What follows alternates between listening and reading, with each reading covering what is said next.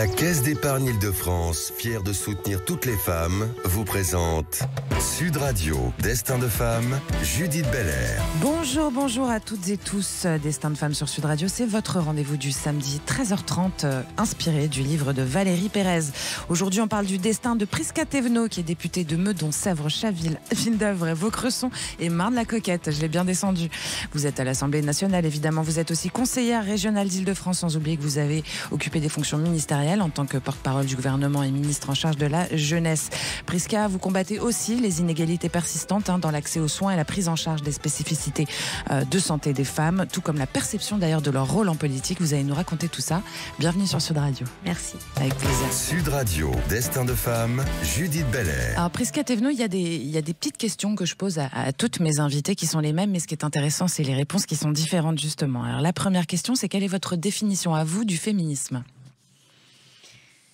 La définition du féminisme, c'est être capable de ne pas avoir à dire qu'on est une femme pour accéder aux mêmes fonctions, aux mêmes rêves, aux mêmes ambitions que ces messieurs. Donc ça veut dire déconstruction du théorème, j'ai envie de dire presque du genre, quoi. Je ne sais pas si c'est une déconstruction. En tout cas, c'est une affirmation de dire que nous sommes traités pour ce que nous faisons et pas pour le genre que nous avons. Bien sûr. Est-ce qu'ils peuvent être féministes, les hommes, selon vous, Prisca Thévenot ? Ah bah oui. Et moi je peux vous le dire d'autant plus que... Alors il n'est plus de ce monde aujourd'hui, mais j'ai eu un papa, j'ai eu une énorme chance d'avoir un papa féministe, qui n'était pas donné et évident à leur époque, et j'ai un mari féministe, et vous savez quoi ? J'ai 2 petits garçons qui le sont aussi, et je le découvre jour après jour. D'accord. Et voire même par moments, ils me challenge moi. Vous y êtes un peu pour quelque chose, quoi. Je ne sais pas. Ouais. J'ai envie de dire qu'ils y sont aussi pour quelque chose, eux. Parce qu'ils évoluent dans un monde où on parle un peu plus de tabou qu'il était avant.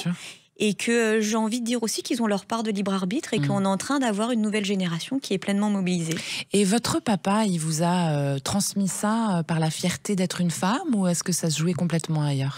Mon père et ma mère, oui. Tous les deux. Ma mère, femme indépendante, qui a toujours dit qu'elle ne faisait pas passer sa carrière après sa vie de femme, c'est-à-dire vie de mère, etc., vie d'épouse. Et puis mon père, qui c'était tout à fait normal quand ma mère rentrait tard, qui s'occupait du dîner, qui s'occupait de me coucher, qui très tôt, ça c'est ma mère qui me le racontait, qui me changeait les couches quand j'étais petite et qui n'attendait pas que maman rentre pour changer la couche un peu trop pleine. Donc voilà, c'est plein de petites choses aussi du quotidien qui permettent profondément de bouleverser des vies féminines. Bravo papa. Alors un obstacle selon vous à l'avancement du droit des femmes en France aujourd'hui ? C'est encore un sujet. On a eu énormément d'avancées sur cette démarche-là. Maintenant, c'est encore un sujet. Mais j'ai envie de vous dire, c'est encore un sujet comme tout ce qui touche aux droits des femmes. Bien sûr. On fait des avancées, mais en permanence, c'est soit remis en cause, soit de grands retours en arrière. Et ça a un nom, ça s'appelle le phénomène backlash. Alors, je suis désolée, il n'y a pas de nom, c'est un peu retour en arrière, mais c'est le phénomène que nous voyons beaucoup aux États-Unis et qui va un peu partout dans le monde, sur lequel nous devons continuer à lutter. Le retour du masculinisme, en fait, c'est ça. Oui, et puis... il n'est jamais parti, on a envie de dire. Oui, puis cette logique de dire qu'en fait, c'est quand même assez étonnant de se dire qu'il y a quand même, en général, quand on avance dans les droits des uns et des autres, on les considère acquis. Il y a juste un domaine où par défaut, c'est jamais acquis, c'est les femmes. Oui, c'est vrai. Et c'est Simone Veil qui dit ça très justement, en fait. Donc il faut faire attention, il faut faire très attention. Qu'est-ce qui fait que ça marche et que ça avance quand même ? Parce que ça bouge en ce moment. Je vais dire quelque chose qui peut paraître complètement délirant dans le contexte politique dans lequel nous sommes aujourd'hui, mais s'il y a bien un sujet qui fait consensus et qui fait compromis à l'Assemblée nationale, c'est le sujet des droits des femmes. Quel que soit le bord politique. Quel que soit le bord, en tout cas on arrive à trouver des majorités. On a encore quelques bords qui ne se mettent pas en place, mais on arrive à avoir des majorités. Extrêmes ? Tout à fait. Tout à fait. Mais là, j'ai pas envie de parler des choses qui fâchent, j'ai envie de vous parler des choses qui avancent. Et j'ai eu la chance d'être députée dès 2022 et au travers d'amendements, de propositions de loi, on a réussi presque à l'unanimité des voix en séance, en commission et en séance dans l'hémicycle à faire voter de grandes avancées. Par exemple, l'inscription dans la Constitution du droit à l'avortement. L'inscription effectivement dans la Constitution, mais aussi d'autres sujets. Par exemple, travailler un meilleur dépistage du cancer du col de l'utérus. Tout à fait. Ça, on n'en parle pas sujet. Tous les 4 matins et pourtant ça change la vie de femmes. On a encore beaucoup trop de femmes qui meurent du cancer du col de l'utérus très jeunes. Alors que c'est soignable si c'est pris assez tôt, bien évidemment. D'une, c'est soignable et de deux, c'est évitable. Donc on a le président de la République qui a lancé, donc moi j'avais notamment énormément alerté sur ça, je n'étais pas la seule, mais j'avais beaucoup alerté sur le vaccin qui permet d'éradiquer ce cancer. Et donc il y a un grand plan qui a été mené auprès des collégiens et des collégiennes, parce que c'est les filles et les garçons. Et puis ensuite, bien sûr, il y a le dépistage et la prévention, en permettant d'élargir ces compétences qui sont déjà normalement possibles auprès d'autres acteurs de la santé qui ne sont pas des gynécologues. D'accord, du type ? Les pharmaciens laborantins. Alors quand je dis pharmacien laborantin, c'est le terme entre guillemets technique, c'est pas le pharmacien dans l'officine. Oui, c'est celui qui crée le médicament en fait. Et puis c'est dans les laboratoires que vous allez prendre une prise de sang exactement. Donc j'ai eu ce petit débat dans l'hémicycle où j'ai eu des gens qui m'ont dit mais comment ça dans l'officine ? Tout le monde se détend, tout va bien se passer. Alors on va parler de vous un petit peu, Prisca Thévenot. Vous nous avez cité Simone Veil, moi je vous cite Simone de Beauvoir qui nous disait on ne naît pas femme, on le devient. Est-ce que vous avez un moment particulier où vous êtes devenue femme dans votre vie ? Ou est-ce que vous pouvez l'identifier ? Le moment où je suis devenue femme, je pense que c'est précisément en rentrant en politique. J'aurais pu vous dire... Pourquoi ? Parce que c'est devenu un sujet pour les autres, c'est ça ? Ouais. Ah. Exactement. Et c'est assez étonnant parce qu'avant d'arriver en politique, moi j'ai pas fait la politique toute ma vie, j'ai passé plus de temps d'ailleurs dans le privé, ce qu'on appelle le privé qu'en politique. On passe beaucoup de temps, nous les politiques, à dire dans le privé il y a ceci, il y a cela. C'est vrai, il faut faire avancer un certain nombre de sujets sur l'égalité salariale, sur l'avancement dans la carrière, etc. Mais je pense que précisément sur ce sujet, le politique a beaucoup à apprendre aussi du privé. C'est encore très patriarcal, hein, le monde politique en France. Mais parce que pendant très longtemps, la politique a été faite, pensée pour et par les hommes. Et c'est pour ça qu'on a beaucoup de retard sur beaucoup d'enjeux féminins, sur la santé par exemple. Donc aujourd'hui, je l'ai commencé à le sentir parce que soit on était potentiellement, et on le disait pas comme ça, mais on pouvait le sentir comme un faire-valoir, ou soit quand on avance des arguments, alors à ce moment-là, ça devient un inconvénient d'être une femme parce qu'on n'est pas vraiment prise au sérieux. Donc il y a encore beaucoup de chemin à faire, mais je dois dire qu'on fait des pas de géant en ce moment. Et le plus important, c'est de les faire, mais de faire en sorte que nos traces continuent à rester. Et qu'on puisse passer le relais après nous. Bien sûr, ça c'est vrai aussi. Alors vous dénoncez souvent ce sexisme persistant en politique dont on parle, et vous avez dit sur un plateau télé, on pense que je suis méchante juste parce que je souris pas. Ouais. En fait, on vous juge plus sur vos apparences que vos idées quand vous êtes une femme à l'Assemblée, c'est ça ? Ah bah oui, alors soit parce que je souris pas, ou parce que on appelle ça une grande gueule. Donc pour un mec, ça serait une grande gueule. Moi, c'est parce que je suis colérique, je suis prenez pour un mec. Méchante, voilà, exactement. Donc oui, on nous pardonne rien, mais même un truc très simple, la façon de s'habiller. Moi, on me voit aussi, souvent j'ai des remarques, alors c'est des trolls ou pas, peu importe, mais sur si j'ai maigri ou pas maigri. Qu'est-ce qu'on en a à faire, j'ai envie de dire. J'ai envie de dire, franchement, occupe-toi de... Voilà. Le sujet, c'est l'action. Mais oui, c'est très mignon les gens qui s'occupent de mon physique et de ma santé, mais stop quoi, Il y a des gens qui sont faits pour ça. Donc c'est toujours des petites choses comme ça, et c'est très désobligeant, pas parce que ça me blesse, en vrai, je m'en moque, mais parce qu'en fait, on perd du temps sur des choses insignifiantes alors qu'on aurait des débats de fond à avoir. Bien sûr. Et puis alors, vous avez souligné aussi qu'en 2022, c'était la première fois qu'une femme était élue présidente de l'Assemblée nationale. C'est aussi le moment où vous y êtes arrivée. Donc finalement, c'est très très lent, comme vous dites, quoi. C'est vrai, quand même. 2022, droit de vote quoi, en 1947, c'est ça ? En même temps, quelle émotion. Ouais. Ah oui, ça a dû être un grand émotion. jour. D'arriver en même temps, en plus, pour vous, j'imagine. Puis d'assister à ce moment-là. Et puis il y avait ces enfants qui étaient là. Enfin, on vivait ce moment. Moi, je me souviens, puis on était encore pas assis par famille politique. Les premiers jours, on arrive à l'Assemblée, on est assis par ordre alphabétique. Donc en plus, c'est quelque chose qu'on vit profondément soi-même parce qu'on n'est entouré pas forcément de gens qui partagent les mêmes opinions que nous. Donc c'était vraiment... je m'en souviens encore parce qu'on était quelques-uns à avoir eu la petite larme. Alors que je suis pas connue pour être celle qui a la larme qui s'écrase vite. Mais là, on a eu la larme et j'ai eu d'autant plus l'émotion quand j'avais fait venir mes 2 garçons à l'Assemblée nationale pour leur faire visiter. Et donc, je leur avais fait visiter le début où, quand on rentre les sas de sécurité, on rentre dans une salle où il y a tous les présidents de l'Assemblée nationale qui sont sur les murs. Et c'est mon petit qui m'avait dit, dans tous ces murs-là, il n'y a qu'une femme. Donc, c'est d'autant plus symbolique. Oui, et puis je pense qu'elle l'assume parfaitement, elle surjoue pas, elle n'invente pas. Est-ce que vous pensez qu'elle est plus challengée, elle aussi, beaucoup plus en général, alors ça comprend tout le monde, les médias, les politiques, etc. Parce qu'elle s'appelle Yaël Braun-Pivet, qu'elle est une femme, et peut-être qu'elle est juive aussi. On va parler franchement. Je pense que vous avez la réponse dans votre question. Oui, et encore oui. Et en ça, je la trouve d'un courage exemplaire. Elle se laisse pas démener. Elle assume qui elle est. Elle n'a pas changé. Oui, c'est vrai. Elle n'a pas changé. Elle s'est pas inventée ou mis une carapace, ce qui aurait pu... On aurait pu l'entendre, avec tout ce qu'elle se prend, quand même sous protection. Enfin, elle est menacée, Yael Braun-Pivet. Elle est très chahutée dans l'hémicycle, sur les réseaux, etc. Et pour autant, elle reste la même.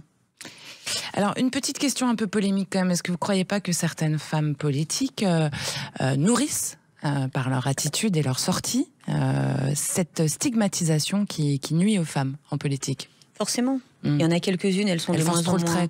Ouais, elles sont de moins en moins présentes et de moins en moins audibles, je pense. Et sachant que moi, ma vie personnelle, comme je vous l'ai dit avant, mais aussi dans ma famille politique et d'autres familles politiques d'ailleurs aussi, le combat pour le droit des femmes, il n'est pas porté que par les femmes. Et ça, faut aussi le rappeler. C'est les hommes et les femmes. Voilà. Donc, je pense que c'est aussi important de le rappeler. Je vous disais en entrant sur votre studio que j'étais venue notamment avec un de mes stagiaires en ce moment, qui est un garçon, un jeune homme, qui travaille sur le sujet de la santé des femmes. Bon, ben voilà. Bravo.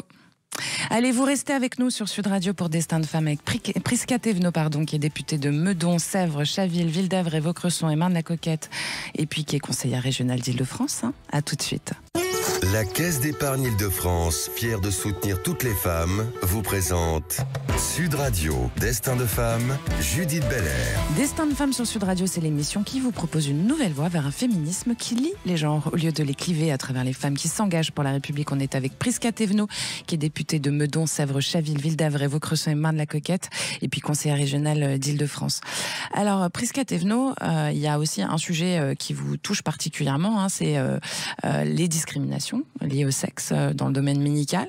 Vous dites souvent que certaines pathologies comme les maladies gynécologiques par exemple, dont vous parliez à l'instant sur le cancer de l'utérus, mais il y en a plein d'autres, elles sont souvent mal prises en charge, et d'ailleurs il y a une aggravation des inégalités d'accès aux soins entre les hommes et les femmes aujourd'hui en République.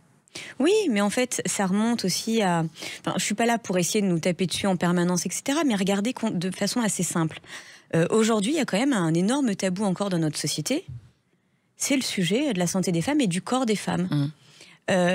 Et vouloir l'égalité parfaite, ce que je veux bien évidemment, c'est aussi accepter la différence des corps. Et oui, on n'adresse pas médicalement de la même façon le corps d'un homme et d'une femme, et notamment au moment de la puberté. Il y a plein de choses qu'on pourrait éviter à de nombreuses jeunes femmes et de nombreuses femmes. Par exemple par exemple, les règles irrégulières. Par exemple, avoir mal. Ou par exemple, ne pas avoir de règles, justement. Ou voilà, tous ces sujets-là, on peut les adresser. Et en général, ils sont adressés un peu trop tard, et voire même de façon assez étonnante, que quand la femme veut devenir mère. Je pense que la femme est une femme avant tout. Oui. Et ça, c'est peut-être pas encore tout à fait rentré dans les mentalités. Eh bien, on va essayer de le faire rentrer. Et là, je pense que le politique a son rôle à jouer. On peut pas tout attendre de la société civile sur des enjeux comme ça. C'est ça, en fait. Oui, et puis il faut lever les tabous. Enfin, moi, je veux dire, dès l'instant où je parle d'infertilité, que ce soit le SOPK, que ce soit l'endométriose, plein de sujets, tout de suite, c'est arrêtez, ça ne vous regarde pas, c'est du domaine privé. Mais bien sûr que c'est du domaine privé. Mais le domaine privé regarde la santé publique. Exactement, mais quand il y a des difficultés, des problématiques, voire des vraies fractures personnelles, des vraies blessures, quand le politique peut apporter une réponse, il doit s'en saisir. Bien sûr. Et accepter, lui, de éventuellement avoir des colibés ou quoi, mais en tout cas d'avancer. Donc il faut repenser en fait toute la santé des femmes dans le système de santé publique. Il faut l'y remettre pleinement. Parce qu'elle n'y est pas totalement, quoi. Elle n'y est pas totalement, et je pense qu'il faut commencer. On avait fait, par exemple, il y a 2 ans, sur le projet de loi de financement de la sécurité sociale, la mise en place de 3 bilans de prévention, qui commencent à partir de 20-25 ans, etc. Je pense qu'il faut en mettre un avant. D'accord. Il faudra en mettre un avant au moment de l'adolescence. Il y a un gros trou là, et c'est là où tout se fait. C'est là où il y a un gros changement aussi. Mais pas que pour les femmes, bien évidemment. Moi, j'ai mon focus femme, mais ça permettrait de bénéficier aussi aux jeunes hommes. Bien sûr. Sur plein d'autres aspects. Change énormément à ce moment-là, effectivement. Exactement. Alors, il y a aussi le manque de soutien psychologique dont vous parlez, sur la santé mentale, notamment sur la dépression postpartum. Ça, c'est un sujet qui est encore largement tabou. Comment on pourrait mieux soutenir ces femmes qui vivent ça, justement? Déjà, on a tous un rôle à jouer dessus. C'est-à-dire, mais c'est encore une fois, déjà la reconnaître, j'imagine. Déjà la reconnaître, mais aussi, mais ça, je pointe personne du doigt, parce que je l'ai moi-même vécu, cette dépression postpartum. En général, quand un heureux événement arrive, on dit est-ce que tout s'est bien passé, etc. Machin, félicitations à la maman, bravo pour le bébé et tout. Mais après, on oublie de demander à la maman comment elle va. On dit alors est-ce qu'il fait ses nuits, est-ce qu'il boit bien ses biberons, est-ce qu'il prend bien la tétée, est-ce qu'il a pas trop de coliques, est-ce que ceci. Alors les premières dents, t'es passé à la diversification. Enfin, oui, juste est-ce qu'on peut s'occuper des bras qui portent cet enfant? C'est un vrai sujet, ça. Et juste de demander de temps en temps comment ça va et d'être en capacité de recevoir le ça va pas. Oui, parce que qu'est-ce qu'on fait quand ça va pas, du coup? Voilà. Parce qu'en général, moi, en l'ayant vécu, et j'ai été très entourée, vraiment très entourée, mais du coup, on se dit, elle a peut-être besoin d'un temps sans son bébé pour aller voir ses copines, etc. Machin. En vrai, non. Moi, je voulais passer du temps avec mon bébé, surtout que je n'étais pas censée en avoir. Donc, je voulais plus que jamais profiter de ce trésor qui m'avait été donné. Ouais. Mais j'étais pas heureuse, alors que j'étais censée l'être. Et que la société vous renvoie qu'on est censé être heureux. Et comment en vous plein avez bonheur. fait pour en sortir, vous, alors, du coup? Déjà, j'ai été vraiment énormément entourée, que ce soit par ma famille, par mon mari, par mes copines. Mais c'est très compliqué parce que moi, ça me renvoyait aussi, mais là c'est très personnel, ça me renvoyait aussi le côté du tu n'as pas le droit de te plaindre, alors que tu viens d'avoir une espèce de bénédiction d'avoir un enfant que tu n'étais pas censé avoir. Donc même moi, c'était un tabou pour moi. Et ensuite, quand j'ai commencé à voir que ça a quand même duré 2 ans, c'est long, 2 ans, et qu'on se dit, en fait, on est en train de passer à côté des meilleurs moments de cette relation mère-enfant, parce que c'est quand même les débuts, j'ai accepté de dire que ça va pas. C'est les meilleurs moments, les débuts? Ouais, il y a plein de trucs qui vont pas, mais franchement, oui. Ça dépend pour quelle femme. Ouais, j'ai tout eu avec le premier. J'ai eu les coliques, les allers-retours, machin, etc. J'ai eu, oui, si j'ai envie de dire le côté négatif, je peux. J'ai une liste longue comme le bras. Mais c'est le moment où vous êtes le plus proche, quoi. Ouais, en fait. Et puis moi, c'était mon premier bébé. Et j'étais pas censée l'avoir, en fait, cet enfant. Donc oui, j'étais sur un nuage. Mais en fait, le vrai sujet, c'est que j'ai accepté de dire que ça allait pas. Et j'ai été ce qu'on appelle consultée. Parce que une fois qu'on a dit que ça va pas, on ne sait pas. Enfin, moi, mon mari est pas psy un point sur le rapport, les psychologues. Je crois qu'il y a un truc qui a pas mal changé là, c'est que en fait maintenant c'est pris en charge gratuitement, je crois à hauteur d'une séance par mois. Il faut aller plus loin. Faut aller plus loin. Ouais, puis il faut déjà en parler aussi plus. Il faut faire aussi beaucoup de communication sur tout ce qui existe. On a quand même énormément dans notre pays, on a de la chance d'avoir énormément d'outils à notre disposition. Sauf que souvent on le sait pas. Et quand vous n'êtes pas bien, c'est pas le moment où vous allez chercher. Qu'est-ce qu'il faut? Il faut communiquer plus, c'est ça? Oui, on est quand même très encadré et très entouré quand on est enceinte, quand on vient d'avoir un bébé, etc. Et puis plus du tout derrière. Et il faut que tous les professionnels de santé puissent aussi communiquer sur ça. Et donc d'avoir ce suivi qui est possible. Et ne serait-ce que moi, quand on m'a dit vous faites, madame, une dépression postpartum, ça fait du bien parce que je me suis dit je suis pas folle en fait. Et je suis pas inhumaine. Alors, quelques tips pour nos auditrices. Comment est-ce qu'on reconnaît qu'on fait une dépression postpartum? Déjà, c'est pas simplement qu'on est fatigué ou quoi. C'est que ça dure, c'est que on a des variations d'humeur, c'est-à-dire je vais bien, je vais pas bien, je suis contente, je suis pas contente. La relation maman-enfant est pas forcément optimale parce que on est content, on l'aime, mais en même temps, qu'est-ce que je fais? Moi, je me souviens que j'ai pas voulu prendre la première fois le bain de mon enfant. Je me sentais pas une certaine distance. Et puis souvent, à ce moment-là, ça dure. Ce qui est important, c'est au lieu de juger. On peut se dire, tiens, j'ai pas envie, c'est peut-être pas parce que je suis pas une bonne mère, ou etc. Donc on s'auto-juge pas. Ouais. On se dit, en fait, je veux pas parce que j'ai un problème, quoi. En fait, parce que ça va pas. Ouais. On a le droit de pas aller. On a le droit. Vous savez, c'est comme de manière générale dans la société dans laquelle nous sommes. Mais franchement, chacun y prend sa part. Vous passez, vous rencontrez quelqu'un même dans les couloirs là, avant de venir. On vous dit bonjour. Mais si vous dites comment ça va, si jamais, attendez la réponse. Ouais. Non, et accepter que accepter que cette réponse ne soit pas ça va et toi. Ouais. Ça peut être ça va pas. Quand on pose la question ça va, on s'attend pas à ce qu'on nous dise non ça va pas, c'est vrai. Oui, mais donc il faut être en capacité aussi d'accueillir ça. C'est un peu idiot d'ailleurs. Donc voilà, je pense que il faut être capable de s'écouter, de surtout pas, et je crois que vous avez mis le mot, de surtout pas se juger. On fait du mieux qu'on peut. On apprend ensemble. c'est-à-dire l'enfant et le parent. Et puis... Les quid du regard des autres dans ces cas-là, parce qu'il y a ça aussi. Mais je pense qu'il y a aussi beaucoup d'appréhension et de peur injustifiée sur le regard des autres. Vous savez, on est quand même une société où on fait très attention malgré tout à l'autre. Alors c'est vrai qu'on parle que de ceux qui se comportent mal. Il y en a plein qui se comportent bien, effectivement. Mais la majorité se comporte la masse silencieuse. Mais oui.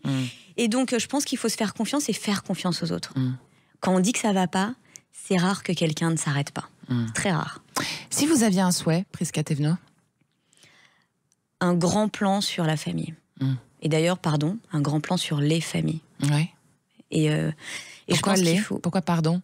Parce qu'il n'y a pas un modèle de famille. D'accord. C'est important de le dire. Je passe ma vie à le dire, et vous avez vu, c'est peut-être fait exprès pour qu'on puisse s'arrêter sur cette terminologie. Un grand plan sur les familles. Encore une fois, je suis pas en train de dire ici, je suis obligée de faire des préambules parce que sinon on va encore dire. Ça, je suis pas en train de dire que tout le monde doit avoir famille avec des enfants, etc. Mais sur les familles. Famille, ça peut être un couple. Sans enfants, ça peut être un couple en désir d'enfant, ça peut être un couple qui a des enfants, enfin les familles, ce qu'on se construit ensemble. Et aujourd'hui, je pense qu'on a quand même pas mal de dispositifs, de politiques qui sont mises en place, mais il manque une vision globale. Et cette vision globale permettrait d'améliorer, de remettre au goût du jour, de moderniser un certain nombre de politiques familiales qui aujourd'hui, parce qu'elles sont pas remises au goût du jour, eh bien, n'ont pas leur vocation finale et n'aident plus les familles comme elles devraient. Je pense par exemple au congé parental. Bien sûr, c'est vrai aussi. Qu'est-ce que ça sera votre mot de la fin? Parlons d'infertilité. D'accord. Parlons d'infertilité. Je ne suis pas en train de dire à toutes les femmes, tous les couples de notre pays, faites des enfants, pas du tout. Mais vous savez, c'est un sujet aussi d'humanité. On a, quand le désir d'enfant se fait sentir, on a quand même encore beaucoup de cas où ce n'est pas possible. Et ce n'est pas grave, mais il faut pouvoir en parler. Sans réarmer. Oui, moi, comme c'est une façon comme ça aussi de venir mettre le sujet. Mais il nous faut un grand plan sur l'infertilité. Il nous faut aujourd'hui investir dans la recherche sur ce sujet-là, mieux accompagner celles et ceux qui veulent avoir des enfants et surtout ouvrir largement. Parce qu'aujourd'hui, par exemple, sur la PMA, on a encore plein de femmes qui vont à l'étranger. C'est pas à la hauteur. C'est pas à la hauteur de notre pays. Donc il faut y aller franchement, lever les tabous. Et oui, de temps en temps, j'emploie des mots qui chagrinent les oreilles, mais c'est pas grave. Si ça ouvre le débat, moi, ça me va. Je vous remercie beaucoup, Prisca Thévenot. Avec vous, ce qui est bien, c'est que c'est pas blanc et noir. C'est fait de nuances et c'est ça l'humanité. Merci beaucoup. Merci d'avoir écouté et joint Destin de femme, chères auditrices, chers auditeurs. On se retrouve tous les samedis à 13h30, vous le savez. Demain, c'est excellent, c'est à 19h. Et puis, vous pouvez nous retrouver sur sudradio.fr, les réseaux sociaux, etc. Merci à Jamel qui réalise pour vous ce samedi. Je vous embrasse. Bye. Sud Radio, Destin de femme, Judith Belair. Avec la Caisse d'épargne Île-de-France, fière de soutenir toutes les femmes.